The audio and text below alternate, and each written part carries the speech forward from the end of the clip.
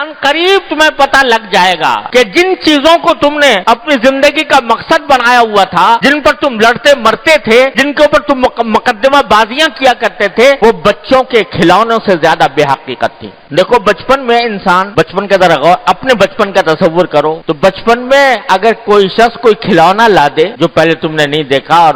اسے کھیلنے میں مزہ آتا ہے، تو اپنی ساری زندگی کی سب سے بڑی نعمت اور دولت اس کھلونے کو سمجھ، اور وہ کھلونا اگر کوئی سا چھین کے لے جائے تو سمجھو گے کہ اس نے میرے اوپر اتنا ظلم ڈھا دیا، میری کائنات لٹ گئی۔ ہوتا ہی نہیں ہوتا ہے؟ اب بھی بچوں کو دیکھ لو، بچوں کے سامنے ہمیں اپنا بچپن یاد ہے، اگر ہم اپنے بچپن میں ہم سے کوئی کھلونا چھین کے لے جاتا تو رو رو کے بہت برا حال کر دیتے، اپنے ماں باپ کو بھی پریشان کرتے کہ یہ چھین کے لے گیا۔ اب جب اس کا تصور کرتے ہو تو کیا ہوتا ہے؟ جب اس وقت کا تصور کرتے ہو کہ بھئی میں اتنا چھوٹے سے کھلونے کی خاطر میں اتنا رویا کرتا تھا، اس کو میں نے اتنی بڑی دولت سمجھا ہوا تھا، اس کو جب سوچتے ہو سب کے منہ پر ہنسی آ رہی ہے، منہ پر مسکراہٹ آ رہی ہے کہ کیسے ہم اس وقت غافل تھے کہ اس چیز کو اپنی ساری دنیا کائنات سمجھے ہوئے تھے۔ تو جب آدمی اپنی پچھلی زندگی پر نظر ڈالتا ہے تو جن چیزوں سے دل لگایا ہوا تھا، جن چیزوں سے کو اپنی کائنات سمجھا ہوا تھا، ان کو انسان بعد میں ہنستا ہے کہ میں نے کس چیز سے دل لگایا ہوا تھا۔ ایک وقت ایسا آنے والا ہے کہ اب جن چیزوں دل لگایا ہوا ہے،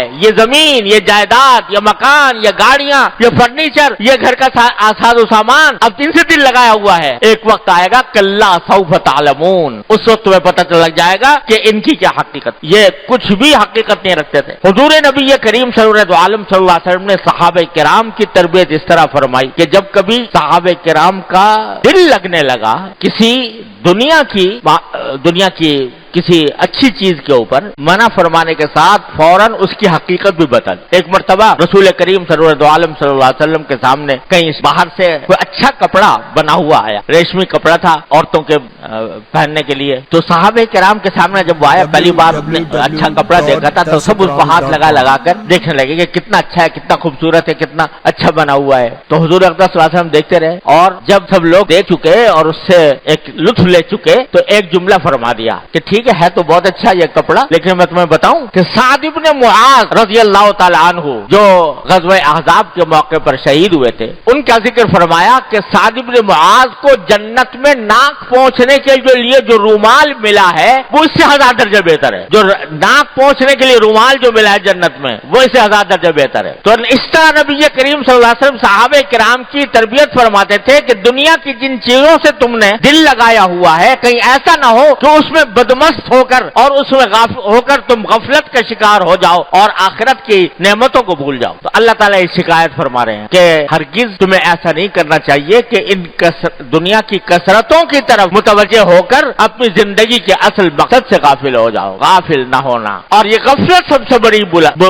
بلا ہے کہ انسان اللہ سے اور اللہ کے سامنے پیش ہونے سے، اللہ تبارک و تعالیٰ کے سامنے جواب دہ ہونے سے غافل ہو جائے۔ یہ غفلت بری بلا ہے، اس غفلت کو دور کرنے کی ضرورت ہے۔ اللہ تعالیٰ نے یہ نہیں کہا کہ کھانا مت کھاؤ، یہ نہیں کہا کہ روزی نہ کماؤ، یہ نہیں کہا کہ تجارت نہ کرو، یہ نہیں کہا کہ ملازمت نہ کرو، یہ نہیں کہا بیوی بچے نہ رکھو، یہ نہیں کہا کہ اپنے مکان میں نہ رہو، سب کام کرو، لیکن کام کرنے کے ساتھ غفلت کے ساتھ نہ کرو۔ اس کو اللہ تعالیٰ کی نعمت شمار کر کے، اللہ تعالیٰ کی نعمت سمجھ کر اس پر اللہ تعالیٰ کا شکر ادا کرو، حلال طریقے سے کام کرو، جو کام کرو حلال طریقے سے کرو، روزی کماؤ تو حلال طریقے سے کماؤ، کھانا کھاؤ تو حلال طریقے سے سنت کے مطابق کھاؤ،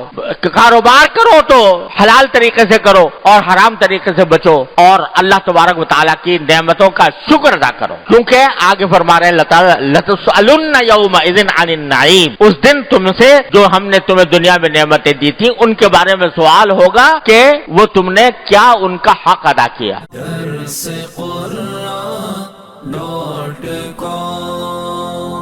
www.darsequran.com